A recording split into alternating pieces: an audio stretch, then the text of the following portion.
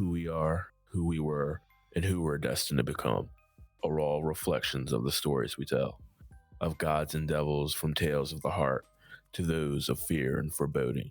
Stories shape us in the world we live in. Myths, folk tales, and even religious parables all define our cultures and beliefs. In each episode of Faith and Fear, we will dip our toes into the comparative narratives spanning the globe, considering the concepts and archetypes common to us all.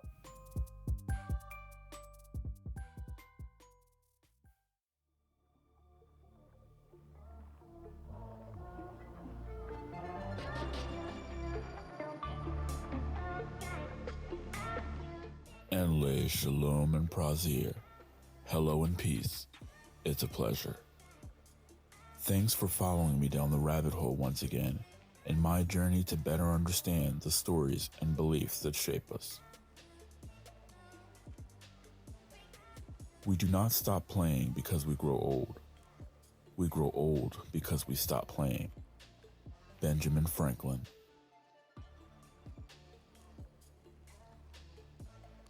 When it comes to storytelling, one of the most prominent and continuously rising formats of the last 30 plus years has been video games, and even now there seems to be no end to how much more they will grow. They run the gambit of any and all genres, from historical fiction to fantasy and sci-fi, to sports and even slice of life. Video games are inspired by all manner of cultures and lifestyles, and have evolved into an incredibly expansive medium.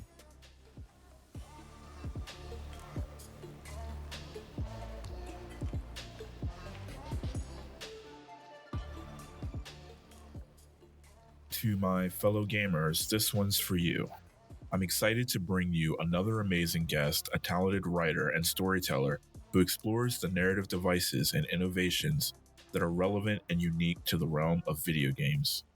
The characters, the settings, the plot, and various other elements that make it the addictive art form we've come to love. I'd like you all to welcome Jay Rooney, published author and host of the award-winning newsletter and companion podcast, Game and World, where Jay makes it his duty to educate both gamers and non-gamers alike about the true value of video games. Thanks for having me. Welcome, Jay. Would you like to tell us a little more about yourself and why you've taken on this mission? Yes, absolutely. So I write a long-form Substack and a companion podcast called Game and Word that basically seeks to explore the intersection of video games with the arts, sciences, and humanities. And in doing so, educate the general public about gaming's artistic, educational, narrative, and even therapeutic value, while also showing my fellow gamers whole new sides to their favorite games that they may not have even known were sitting right in front of them. I've taken on this mission because I'd say after one too many conversations with people who either think that that I'm some antisocial teenage incel for playing games, or people who love to bring up violence or addiction or any of the other things the media loves obsessing over when it comes to video games. I just thought, well, where is all the content that talks about, the awesome things that games do? And I don't mean targeted at gamers, right? Just targeted at anyone. And I figured, well, I mean, if it has to be me, then so be it. It'll be me then. And so I started my newsletter. Right. There definitely continues to be those same stigma. I mean, they're kind of prevalent all over social media and pretty much anywhere you look, even though, it's a lot more mainstream than it used to be. You have people of all ages playing video games now, various lifestyles. But there still seems to be that idea that, you're a shut-in or something of that nature. Yes. Well, you seem as passionate about storytelling as I am, if not more so. What drew you to it, and why video games especially? Yeah, so I've been a writer and a storyteller since I pretty since I could pick up a pencil. Basically, it's always something that's come naturally to me. It's always been a huge part of my life and a huge part of my identity. I just cannot imagine my life where storytelling and writing didn't play a big role in. It just wouldn't be me. It wouldn't be my life. And I know exactly and what with you mean. video games, particularly, they have such potential for, just in terms of being such a powerful narrative device that I think people, both game developers and gamers, and slowly but surely non-gamers are finally starting to realize. I mean, The Last of Us is a hit HBO series now. We've come a long way. And the exciting thing is we're just getting started. There's so much wonderful innovation, and specifically storytelling innovation, that's happening in game development right now. And it really is a very exciting time to be into the hobby and the medium. Absolutely. You said that your favorite genres are horror, mystery, and magical realism, each very prevalent in the cultural stories I myself often explore. How do these influence your own writing? Well, yeah, that's a good question. I would say in all three cases, all three genres explore what isn't known and what could be. All right. And there, there's a darker side to it and there's a sunnier side to it. But it's all just the full spectrum of just the mystery of life, right? And there, it's even in the name of one of the genres, right? This how much we don't know, and how much we don't know we don't know. That's both terrifying and exciting at the same time. So I think each of those genres taps into that in its own way, and probably why I feel drawn to all of them. It's almost like another level of freedom. Yes. To kind of explore your thoughts and your ideas. Definitely. I know you're working on a series that explores the portrayal of magic and mysticism in video games. Could you talk a little about that project? Yes. So I am currently in the process of just front-loading as much work and as much content as I can so that I don't rip my hair out a couple of months from now. So I organized Game and Word into a series, into a thematic series, which I call volumes, right? And so far, I've done things like pirates in video games, or video games and psychology, and video games and time. So I chose magic because it is. I think the topic of magic, whether you're talking about, like, say, D&D, sword and sorcery type magic, or occult magic, or even the pull a bunny out of a top hat type magic, I think it's a subject that's very deeply intertwined with creativity itself, whether we as creatives realize it or not. And that's something that I've started to explore more deliberately,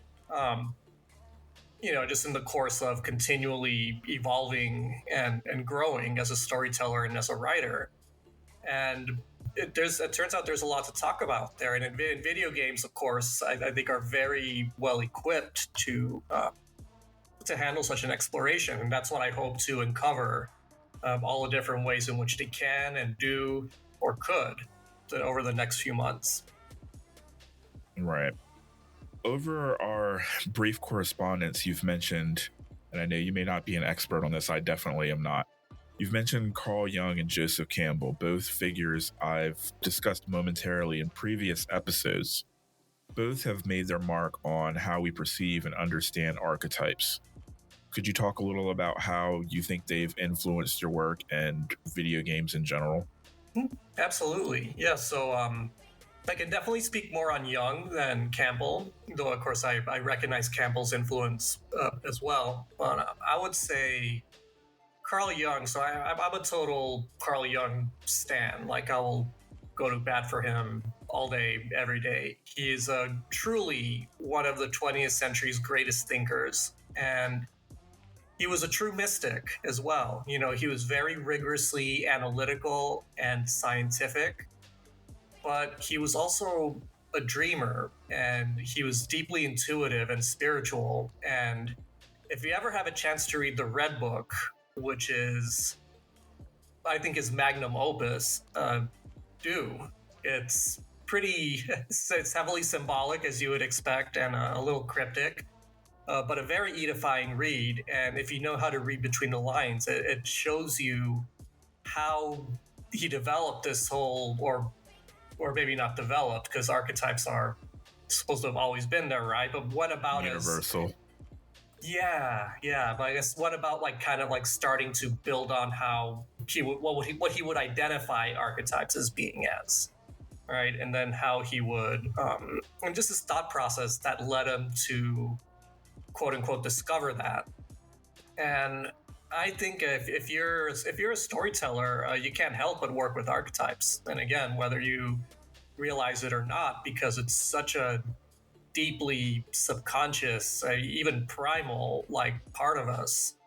And we're able to talk about it and to talk about archetypes and work with them in large part because of Jung. He gave us the vocabulary to first of all to wrap our minds around the concept, and then also to work with them. So I think all those storytellers owe a lot to Carl Jung and his work. Personally, I'm kind of similarly interested in a lot of Campbell's work because I know that he did a lot of exploration on the monomyth, and I'm very focused on like a lot of mythology and folklore and some of the original fairy tales, things of that nature. And Campbell, that was pretty much his focus, was like on trying to understand how these stories related to one another and developing. Similarly to Jung, he didn't really develop it, but he kind of gave an explanation of his understanding of the hero's journey structure and how most stories kind of have the same structure, including very similar archetypes. And it just seems like when you break it down, there's definitely seems to be very universal symbols that kind of just appear in stories like all over the world. And that's one of the things that I usually do with my podcast is I'll take a concept like fear or death and just kind of take a look at how different cultures perceive the same idea or the same topic, because these things are universal. And a lot of times they're very similar, but then at the same time, there are some very large differences. So absolutely. I'm curious how you feel about Campbell and Jung's work, well, Campbell especially, in the hero journey structure, how you feel that plays a role in video games. Mm-hmm. Yeah, no worries. So yeah, the funny thing about the hero's journey is that, of course, once it's pointed out to you, then you see it everywhere, right? Once someone says, "Hey, guess what? Star Wars is the hero's journey," and then you start watching movies like, "Hey, wait a minute! Like, you know, there's a hero's journey. There's a hero's journey. There's a hero's journey." I can see the same at play in a lot of video games, actually, and no better example comes to my mind than The Legend of Zelda, which I think in video games, at least in that particular medium, is the hero's journey distilled to its purest form. And same thing with archetypes, with character archetypes. Link as the hero, as the orphan, as the adventurer. Then we have Zelda, the wizard, Ganon, the tyrant. So yeah, I would say any Zelda game, particularly like Ocarina of Time, I would say is the most straightforward example. But really, any Zelda game, if you want to see the hero's journey in action in video games, play a Zelda game, because it should be required playing actually for any budding game writer or narrative designer. Yeah, I feel like a game like Zelda, or most games that kind of have a beginning, middle, and end, not so much, your open world games, kind of have that going for them. And it's funny that you brought up just looking around and seeing the similarities in stories, and like once you know about the hero's journey, kind of see it everywhere, because there's actually memes on social media that you can kind of come across from time to time, literally comparing the breakdown of, say, Harry Potter with Star Wars or any other number of things, where you see literally you have kind of like the same character archetypes in all of these stories. So it's definitely pervasive in pretty much every version of entertainment. Mm-hmm. Yeah, 100%. I mean, we call them character arcs, right? Right.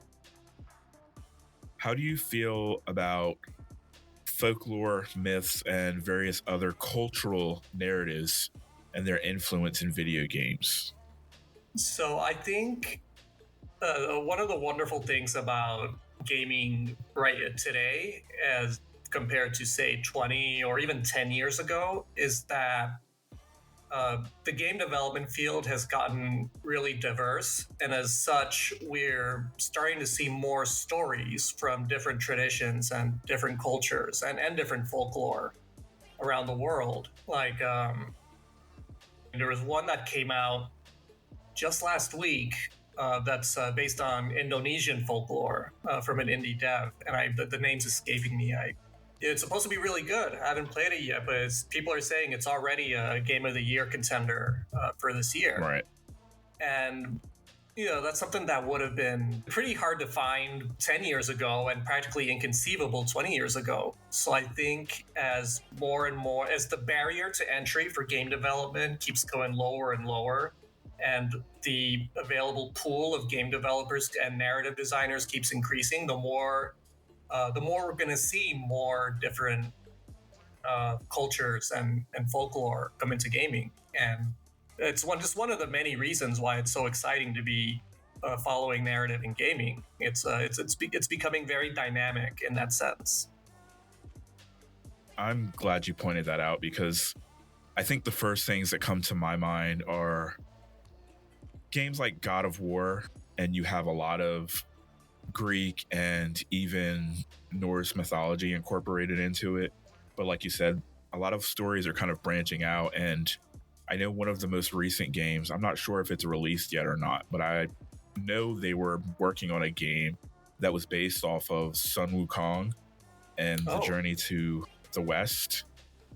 I know it's Japanese or Chinese mythology. I can't remember exactly which.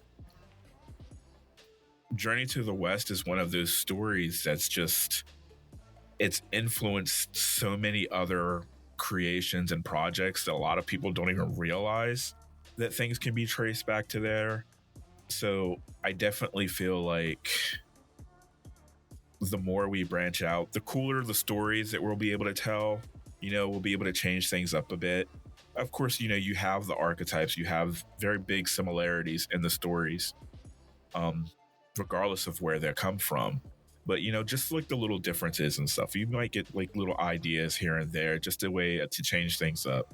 Because even with the source material, there's definitely been some new creations. We have our own creatures, whatever you want to call it, that kind of are incorporated into like a lot of the new stories, like The Last of Us. I haven't really played that game myself, but I know some of the creatures are based off of like, zombies and things of that nature. Kind of a new spin on them. Mm-hmm. Yeah, very much so. Yeah, excellent game. And if you aren't able to actually play it, it's honestly, you could just look up on YouTube, just one of those things where people do where they like just put all the cutscenes together and watch it like a movie. I'm actually not that surprised that that The Last of Us turned out to be kind of the breakout video game adaptation in terms of quality, because it's already a game that's very much like a TV show or a movie as it is, right? So it works very well in either format. Whereas, not every game is going to be like that. In fact, a lot of the best games to play would be the hardest to adapt for another medium, precisely because they leverage the narrative strengths of video games in particular, especially player agency and interactivity, which is pretty much the thing that makes a game, right? And one other reason that it's so exciting to be following game narrative these days is because as more and more game writers and game developers start to get over what I call the Hollywood envy, right, and stop trying to make the games more like movies in terms of the storytelling, and kind of moving away from unskippable cutscenes and ginormous like text dumps and everything, and towards things like environmental storytelling and branching narratives, or even procedurally generated narratives, something that people are starting to experiment with. People are finally starting to leverage the potential that video games bring as video games, and to finally realize the potential that they have as vehicles for storytelling is based on what makes them good games, right? And not, instead of trying to make them be good movies or good novels or whatever, is trying to kind of shoehorn them into a space that they don't fit in. Well, I know these things are often cyclical cultural stories, clearly influencing video games. But how much do you think video games actually influence our culture? I would say more than it would appear at first glance. I remember reading a Cracked article 10 or so years ago about how basically every single set designer working on sci-fi and TV since 2010 or so basically ripped off Mass Effect and did comparisons, right, of the video game and of the set of, I don't know, like some new Star Trek or whatever, right? And they're basically identical. And then you're also starting to see, again, video game adaptations that A, don't suck, and B, are doing really well. The new Sonic movies were a lot of fun. New Mario movie looks cool. The Last of Us is not just a good video game, it's a really good show too.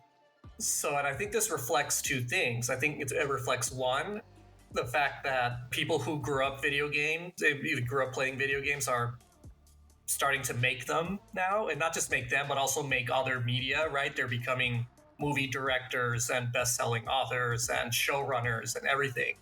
So they bring with them an understanding of the medium that just really wasn't there back then, right? Back when the first Mario movie was greenlit, right? How many of those suits do you think had ever picked up a controller, right?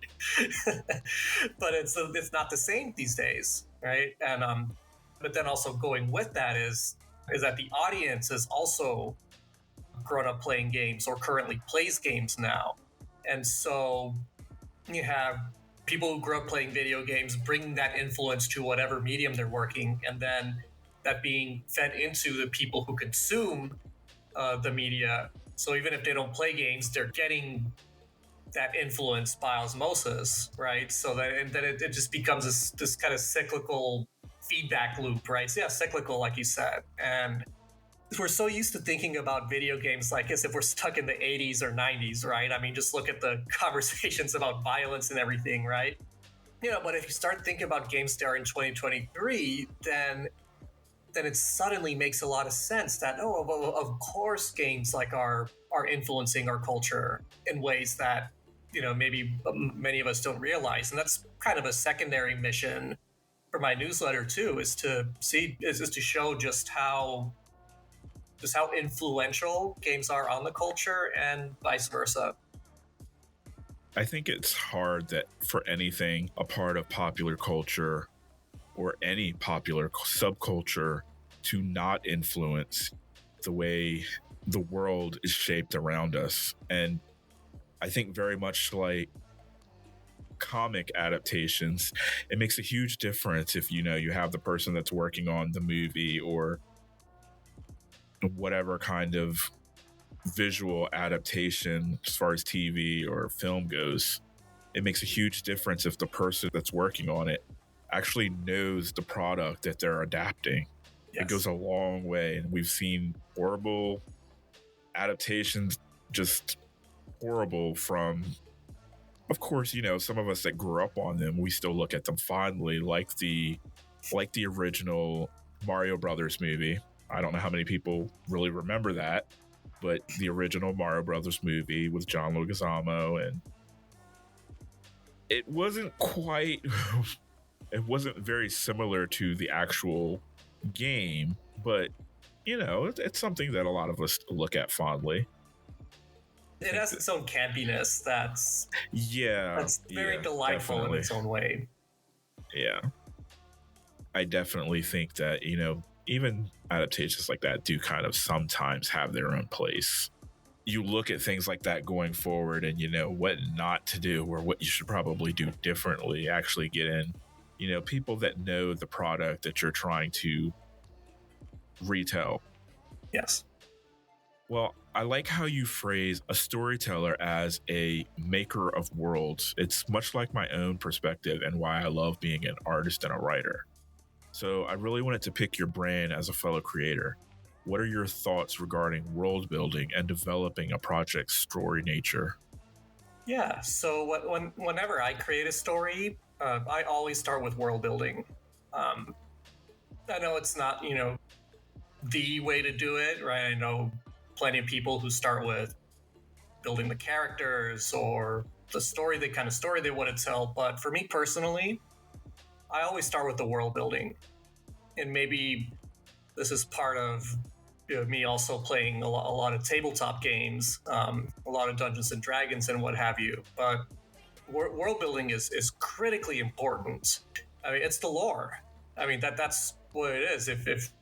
If you like lore and you ever want to create lore, then guess what? That's world building.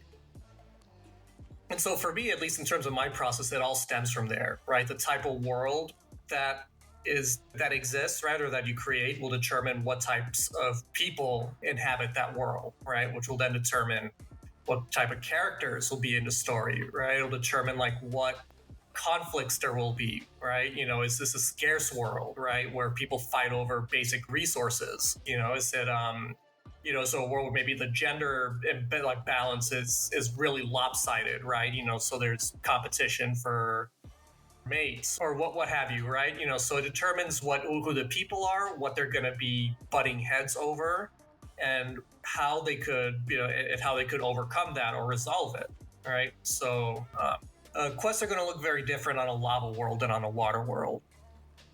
I think it all stems from world building. Yeah, it can definitely influence the motivation of your story and the incentive and where the direction is going to go. Of course, I think every writer has their own process. And like you said, some people do start with characters, but I do think the world building, the setting is definitely one of the most important aspects of it. And I've heard the suggestion of treating your setting, treating your world like a character in and of itself, because it very much will carry your story. Yes. My wife actually came up with a wonderful term to describe a good world building, and that's a texture, right? A good setting has texture or is highly textured. Isn't that amazing? Yeah, that's a nice way to look at it. And you think about places like Gotham or Metropolis, and when you picture them, they definitely kind of have their own different personality to them. Yes. Even realistic places like New York, your perception of New York and Chicago is going to be different than your perception of Houston, Texas, or even Miami, Florida. Like these different places kind of have their own personality to them. Oh, absolutely, and they definitely do. Thanks to the collective unconscious, which is another gift from Saint Carl Jung, the awareness of the collective unconscious. But yeah, because it all links us. Personalities play out on a collective level as much as they do on an individual level, and cities absolutely have their own personalities. I moved from Miami to San Francisco about 10 years ago because the personality of the city just vibed with my personality so much more, and I'm much happier for making the move. Do you have any advice for budding creators? Create. No matter what it is, whether you write or, you play an instrument or you have a camcorder, whatever your creative outlet is, create. Like always, like never stop. Do like Alec Baldwin's character in Glengarry Glen Ross. Like, always remember your ABCs. Well, instead of always be closing, I say always be creating. That is the only way you are going to get better, right? And if you feel such a strong impulse to create that you're thinking of creating something, right? Then chances are you need it. I certainly do. If I'm ever at a point in my life when I'm not actively creating something, my soul withers. So I very much it's something that I very much have to have in my life, but it's also the thing that makes me better as a creator, and it's the only thing that'll make me better as a creator. So the best thing you can do is create. Don't worry about if, am I going to be able to make a living off of this, or am I going to get noticed, or are people going to see this, all that. If you're still at the budding stage, don't relax. You'll get there. There's time to get there. Just focus on creating as much as you can, so that you can be the best creator that you can, and everything else will follow suit. It's definitely easier said than done, especially for people that get in their head, that get in their own head. But it really is just that simple. For better or worse, creating is the only way that you're going to get better. And I think one of the lessons that I'm still learning myself is, you shouldn't be afraid of making mistakes or making trash, honestly, because you learn from these mistakes. You build a body of work and you gain experience, and you know what not to do and what doesn't work, and you experiment. I think that's one of the things that a lot of people are afraid to do as well, is experiment. They see things that work or things that look good, and they don't want to try anything different. They don't want to get out of their comfort zone. They'll stick to stories or even narratives that they're used to, instead of just kind of trying something different, exploring, a different lifestyle, or exploring a different culture and kind of making it a part of the narrative that you're trying to tell.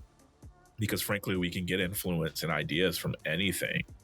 So I definitely think it's worth putting yourself out there and exploring. And I think it's also important to kind of talk to people and get to know people that are a part of these different cultures and lifestyles, so that you get a real picture of what things are like. 100%. Well, I think the last thing that I wanted to ask you was, what are a few of your favorite video games, and what are you currently playing? Yeah, so I would say my favorite of all time, besides Zelda's kind of in its own special category for me, but I'd say besides Zelda, my favorite is probably Earthbound, which is a JRPG from the SNES era. Came out in 1995. And currently on Nintendo Switch Online. It is quite possibly the most beautiful story I've ever experienced in any medium, not just in games.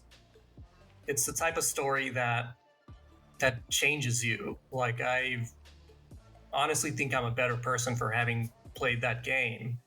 And it's so deep and multi-layered and so richly written. And I've replayed it every 2 or 3 years since it first came out, so almost 3 decades ago, and I never get sick of it. I always find new things.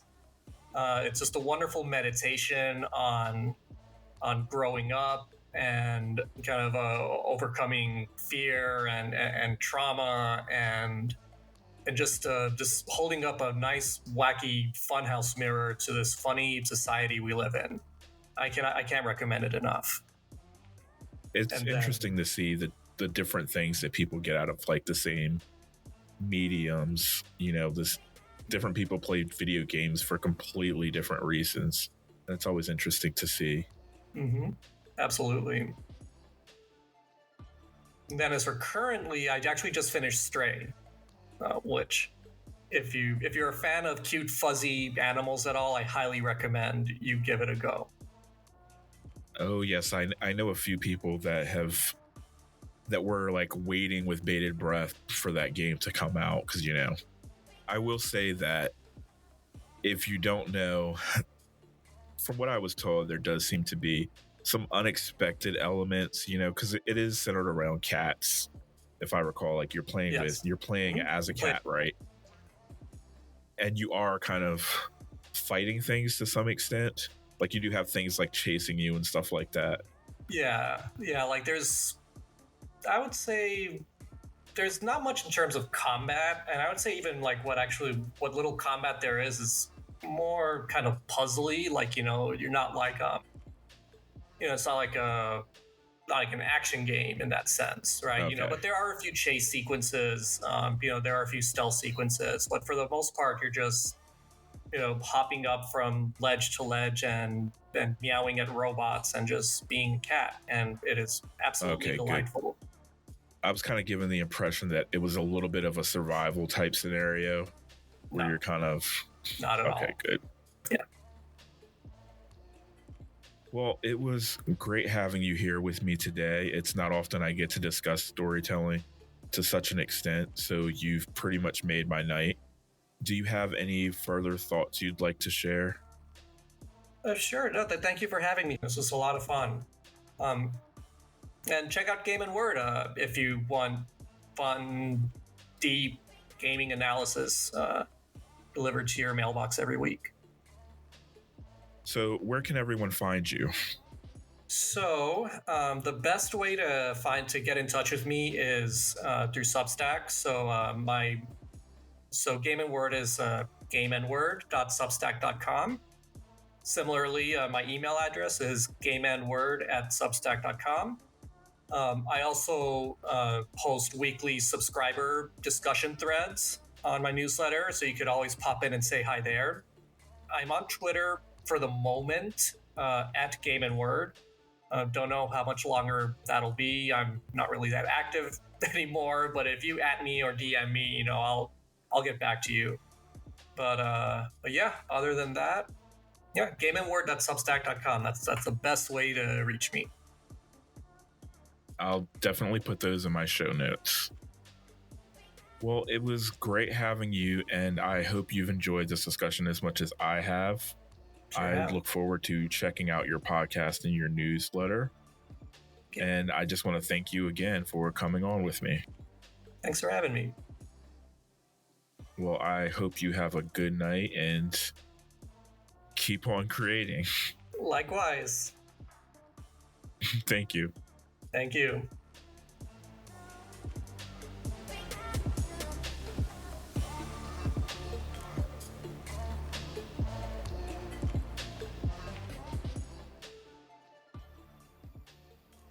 Final thoughts. As someone who considers themselves to be a casual gamer, I find Jay's insight into the medium to be both encouraging and enlightening.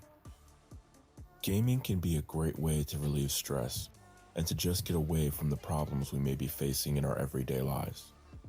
An escape is important, even healthy, though we must always return to reality and face the challenges ahead of us. Games can also teach us a thing or two, and as we've discussed in this episode, there are significant avenues when it comes to storytelling, granting us new ways to explore archetypes and narrative structures. Windows into new worlds, glimpses into the past, games allow us to experience these things firsthand as active participants. So what's not to love? Join me again in 2 weeks for another episode where we'll continue exploring the concepts and archetypes that shape us. For now, Assalamu alaikum and namaste. Peace be with you until we meet again. Thanks for listening to me as I've nerded out about stories and beliefs. Join me next time as I journey down the rabbit hole once again by subscribing and listening wherever podcasts are available. Leave me a comment on iTunes. 5-star reviews are always great and help others find the podcast. Also, you can email me at faithandfearpodcast@gmail.com. And lastly, share with others you feel may enjoy or get something out of these conversations. Who knows, maybe then we'll be one step closer to glimpsing the true nature of faith, and fear. Music courtesy of Pixabay.com.